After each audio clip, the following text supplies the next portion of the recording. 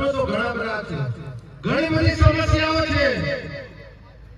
આજે દેશને આઝાદ થયા, આજે 79 વર્ષ થઈ ગયા, પણ તેમ છતાં પણ આજે લોકો ઘણા બધા પ્રશ્નો માટે આંદોલનો કરે છે, રજૂઆતો કરે છે, પણ તેમ છતાં પણ આજે પણ એમના જે પ્રશ્નો છે અને એમની જે સમસ્યાઓ છે એ આજે ત્યાંની ત્યાં છે। આપણે વાત કરીએ આ સ્ટેચ્યુ ઓફ યુનિટી અને જે કેવડિયા વિસ્તાર છે, નર્મદા ડેમ બનાવ્યો। આ નર્મદા ડેમ બનાવ્યા પછી આપણા વિસ્તારના ઘણા બધા લોકો વિસ્થાપિતો થયા, ઘણા બધા લોકોને આપણે જમીનો ગુમાવી, પણ તેમ છતાં પણ આજે તે વિસ્થાપિતોને હજુ સુધી પણ એ લોકોને ન્યાય નથી મળતો।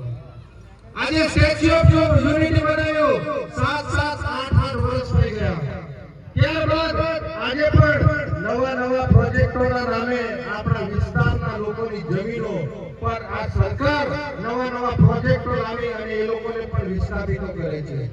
આજે પણ એ લોકો પોતાની માંગણીઓને લઈને સરકાર પાસે જાય છે, પણ તેમ છતાં પણ આ સરકાર જે મૂંગી બેરી સરકાર છે એમનું સાંભળતી નથી। મિત્રો, આજે ઘણા બધા લોકોએ આજે ટાવરો પર ચડી જવું પડે છે, આજે એ લોકો આંદોલનો કરે છે, એમની પર ખોટા કેસો કરી અને એમની પર એફઆઈઆર કરવામાં આવે છે, એમની પર લાઠીચાર્જ કરવામાં આવે છે, પોલીસ પ્રશાસનને આગળ કરીને એમને ડિટેન કરવામાં આવે છે।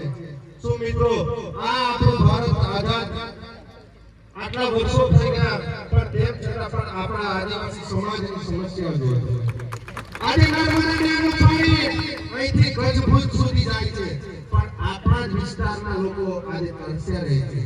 આજે અમારા વિસ્તારના આજુબાજુમાં ઘણા બધા ખેડૂત મિત્રો છે, એ ફક્ત ચોમાસુ અને ઉનાળામાં એ લોકોની ખેતી જે છે હજુ પણ કોરાટ છે। આજે આપણે જે ભારતીય જનતા પાર્ટીમાં જે બેઠેલા જે નેતાઓ છે, એ લોકો તાલુકા પંચાયતના સદસ્ય હોય, જિલ્લા પંચાયતના સદસ્ય હોય કે સાંસદ હોય કે ધારાસભ્ય હોય, એ આ તમામ સમસ્યાઓ બાબતે આજે એ લોકો મૌન છે।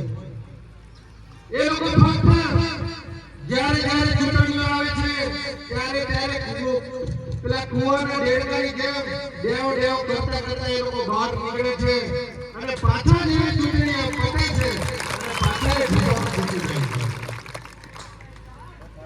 આજે મિત્રો શિક્ષણની વાત કરીએ તો આજે ઘણા બધા ગામડાઓની અમે મુલાકાત લઈએ છીએ।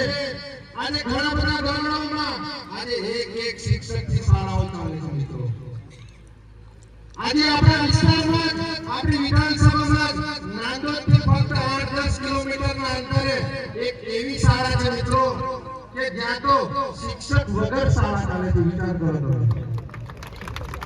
શિક્ષક વગર શાળા ચાલે છે, ત્યાં એક પણ શિક્ષક નથી। ત્યાં આજુબાજુ ગામ જે 7-8 ગામો છે એ વિસ્તારોમાંથી એક અઠવાડિયા માટે એક શિક્ષકને બોલાવવામાં આવે છે અને ત્યાં ખાલી એક અઠવાડિયું એ એક શિક્ષક એ બાળકોને ભણાવે છે। જે ચીખલી બોરીગ્રા ગામ છે, નામ તો સાંભળ્યું છે ને? આ આપણા વિસ્તારનો વિકાસ છે। આજે ઘણા બધા લોકો આપણા શિક્ષિત બેરોજગાર છે, પણ તેમ છતાં ભારતીય જનતા પાર્ટીના નેતાઓને આ છોકરાઓને સ્ટેચ્યુ ઓફ યુનિટીનો પ્રોજેક્ટ હોય એમાં નોકરી પર લેવાના હોય કે પછી એશિયાની ફર્સ્ટ નંબરની જીઆઈડીસી જે અહીંયા આપણા નજીકના વિસ્તારમાં આવેલી છે, ત્યાં ગાડી પણ આજે નર્મદા જિલ્લો હોય કે ભરૂચ જિલ્લાના છોકરાઓને આ નેતાઓ એમને અહીંયા ગાડી નોકરી પર નથી લેતા। આજે તમે વિચાર કરો, આજે ભારતીય જનતા પાર્ટીના જે નેતાઓ છે, એ સાંસદ સભ્ય હોય, એ ધારાસભ્ય હોય, એમને ફક્ત ચિંતા એ વાતની છે કે ચૈતરભાઈ શું કામ કરે છે, નિરંજનભાઈ શું કામ કરે છે, બસ ઓછી બેઠીને એમની પાછળ એમના ગુણગાન ગાયા કરવાનું। મિત્રો, આજે એમની ગુજરાતમાં સરકાર છે, એમની કેન્દ્રમાં સરકાર છે, એ લોકોએ વાત કરી હોય તો બેરોજગારી પર વાત કરે, એમણે વાત કરી હોય તો શિક્ષણ પર વાત કરે, આરોગ્ય પર વાત કરે, આ રોડ રસ્તા ખરાબ છે એની પર વાત કરે, પણ એની પર વાત એમણે કરવી નથી। આજે ડેડિયાપાડાનો ધારાસભ્ય જો ઉમરગામ અંબાજી સુધી કોઈ પણ સમાજના પ્રશ્નો માટે અવાજ ઉઠાવતો હોય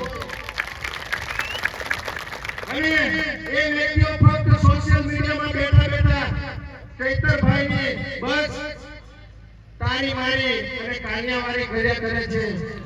આજે મિત્રો આજે ગુજરાતમાં 182 ધારાસભ્યો છે. આ 182 ધારાસભ્યોમાં આજે તમે YouTube ચેનલ પર જોઈ લો, આજે Instagram, Facebook, તમામ સોશિયલ મીડિયા પર આજે તમામ જગ્યાએ આપણા ચૈતરભાઈ વસાવા દરેક સમાજનો પ્રશ્ન ઉઠાવતા તમને દેખાય છે. આજે હમણાં આપણા વિસ્તારમાં ત્રણ છોકરાઓ આ દેશના વડાપ્રધાન શ્રી આવતા હતા ને ત્રણ છોકરાઓ ત્યાં આગળ મળી ગયા. અને આ ચૈતરભાઈ વસાવાએ એમને 50 લાખ રૂપિયા અપાવ્યા. એ દિવસે અમારો કાર્યક્રમ દાહોદમાં હતો, પણ તેમ છતાં પણ એમના પરિવારશ્રીઓએ રાહ જોઈ અને અમને જો યોગ્ય ન્યાય અપાવશે તો ડેડિયાપાડાનો ધારાસભ્ય આવી અને અમને ન્યાય અપાવશે. મિત્રો એવી જ ઘટના હમણાં તિલકવાડામાં થઈ. ત્યાં આગળ 2 યુવાનો આપણા આદિવાસી સમાજના એ લોકોએ જીવ ગુમાવ્યો. એ દિવસે સાહેબશ્રીનો કાર્યક્રમ સોનગઢમાં હતો. આ 12 વાગ્યાની ઘટના હતી અને આખી રાત થઈ.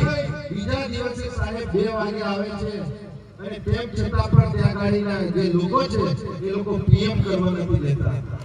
ભારતીય જનતા પાર્ટીના નેતાઓ હવે આવી અને એમની પર ફૂલ એમને દબાણ આપવામાં આવ્યું. એમને કીધું તમે આ ડેડ બોડી તમે અહીંથી લઈ જાઓ, તમને જે વળતર આપે છે તે તમે અહીંથી લઈને જતા રહો. પણ એમને એક અપેક્ષા છે દાહોદના લોકોને પણ કે ના, ભલે 1 દિવસ થાય 2 દિવસ થાય પણ ચૈતરભાઈ આવશે તો જ અમને ત્યાં ગાડીનો ન્યાય અપાવશે. મિત્રો સાહેબશ્રીના 19-20 કાર્યક્રમ આ સોનગઢ વિસ્તારમાં હતા. રોડ શો દરમિયાન 19 થી 20 સભાઓ સાહેબે ત્યાંથી કરી અને સાહેબ બીજા દિવસે અહીંયા ગાડી 2 વાગે આવે છે અને એક પરિવારને પણ 50 લાખ રૂપિયા અપાવે છે. આ આપણા ડેડિયાપાડા ધારાસભ્યની આજે બદલાવ છે. મિત્રો આજે 182 ધારાસભ્ય છે. તમે બરોડાના ધારાસભ્યનું નામ સાંભળ્યું છે? આ બાજુ આપણી બાજુમાં ભરૂચ જિલ્લો છે. ભરૂચ જિલ્લામાં જે અંકલેશ્વર તાલુકો છે, અંકલેશ્વર તાલુકાના ધારાસભ્યનું નામ સાંભળ્યું છે?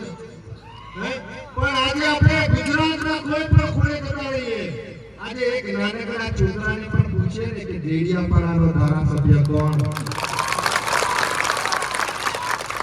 તમે ઓળખો છો મિત્રો ડેડિયાપાડાના ધારાસભ્યને? શું નામ છે એમનું?